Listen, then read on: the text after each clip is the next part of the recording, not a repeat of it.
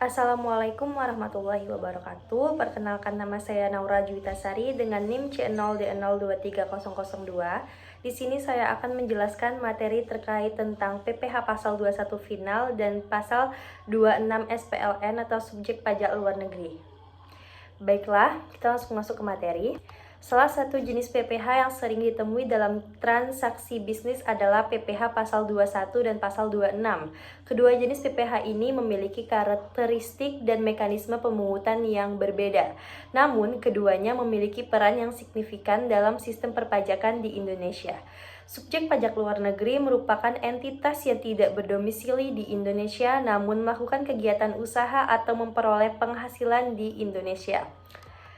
Keberadaan SPLN semakin meningkat seiring dengan globalisasi dan semakin terbukanya perekonomian Indonesia. Kegiatan usaha yang dilakukan oleh SPLN ini tentu saja berimplikasi pada kewajiban perpajakan, termasuk kewajiban membayar PPh-nya. Pemungutan PPh atas penghasilan yang diterima atau diperoleh oleh SPLN diatur dalam ketentuan perpajakan yang berlaku. Salah satu ketentuan yang relevan adalah mengenai pemungutan PPh pasal 21 dan pasal 26. PPh pasal 21 umumnya dikenakan atas penghasilan yang diterima oleh karyawan atau pekerja, sedangkan PPh pasal 26 dikenakan atas penghasilan yang bersifat bukan penghasilan karyawan, seperti bunga, dividen, royalti, dan juga jasa. Selanjutnya, mekanisme pemungutan PPh pasal 21 final dan pasal 26 yang efektif bagi SPLN. Pemungutan PPh pasal 21 final dan pasal 26 bagi subjek pajak luar negeri merupakan salah satu aspek penting dalam sistem perpajakan Indonesia. Untuk memastikan kepatuhan perpajakan dan meminimalisir penghindaran pajak, diperlukan mekanisme yang efektif serta efisien. Berikut adalah beberapa aspek yang perlu diperhatikan. Yang pertama, peningkatan kualitas data serta informasi. Kedua, penyederhanaan prosedur. Ketiga, penegakan hukum yang konsisten. Keempat, sosialisasi dan edukasi. Kelima, transparansi dan akuntabilitas. Keenam, insentif bagi wajib pajak patuh. Dan yang terakhir ada evaluasi dan pengembangan yang berkelanjutan. Selanjutnya, kendala yang dihadapi oleh SPLN dan pemotong pajak dalam penerapan ketentuan PPh pasal 21 final dan pasal 26 serta solusinya. Kendalanya yang pertama itu ada perbedaan interpretasi. Terdapat perbedaan interpretasi terhadap ketentuan perpajakan yang kompleks, terutama terkait klasifikasi jenis penghasilan, tempat terjadinya penghasilan, dan status residensi.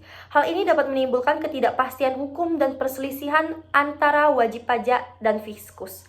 Yang kedua ada beban administratif, prosedur pelaporan dan perhitungan pajak yang rumit serta banyaknya dokumen yang harus dilengkapi menjadi beban administratif yang cukup besar, terutama bagi SPLN yang memiliki banyak transaksi.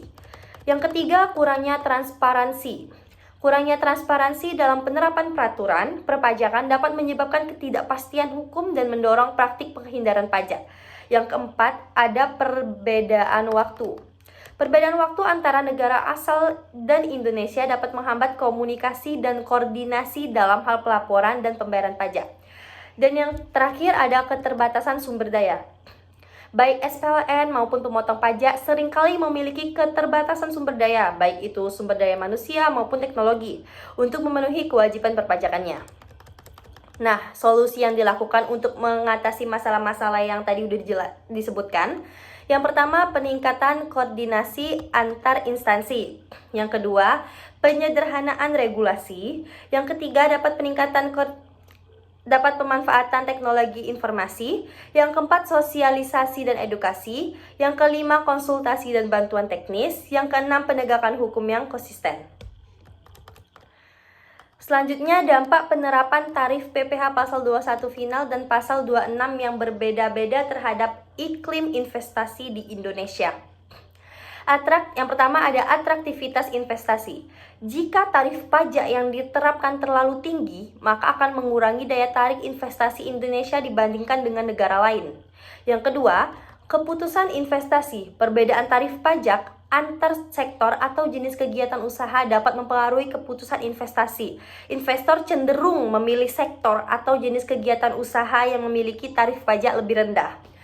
Yang ketiga, struktur modal perusahaan. Tarif pajak yang tinggi dapat mendorong perusahaan untuk mengubah struktur modalnya, misalnya dengan meningkatkan utang dan mengurangi ekuitas. Selanjutnya ada aliran laba. Tarif pajak yang tinggi dapat mengurangi jumlah laba yang dapat direpatriasi oleh investor asing. Hal ini dapat mengurangi minat investor untuk melakukan investasi jangka panjang di Indonesia. Dan yang terakhir ada kompetisi global. Di Indonesia perlu bersaing dengan negara-negara lain dalam menarik FDI. Oleh karena itu, kebijakan perpajakan harus dirancang sedemikian rupa hingga mampu bersaing dengan kebijakan perpajakan negara lain. Baiklah, selanjutnya kita masuk ke contoh soal. Contoh kasus pertama itu terkait PPh pasal 26. Soalnya seorang atlet dari Korea bernama Chia yang ikut mengambil bagian dari perlombaan renang di Indonesia berhasil meraih juara 2 dan memperoleh hadiah uang tunai sebesar 120 juta.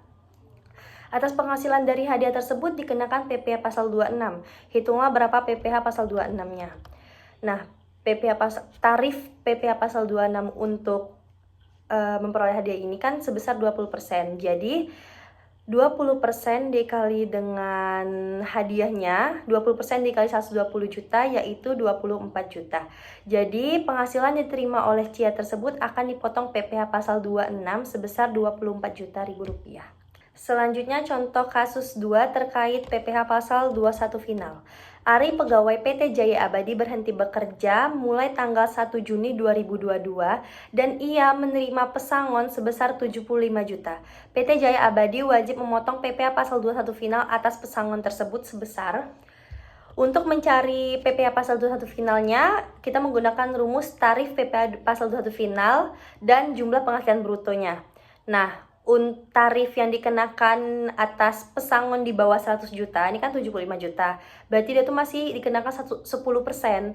Berarti 10% dikali dengan 75 juta, hasilnya yaitu 7.500.000. Berarti pemotongan PPh pasal 21 finalnya dikenakan sebesar 7.500.000 rupiah.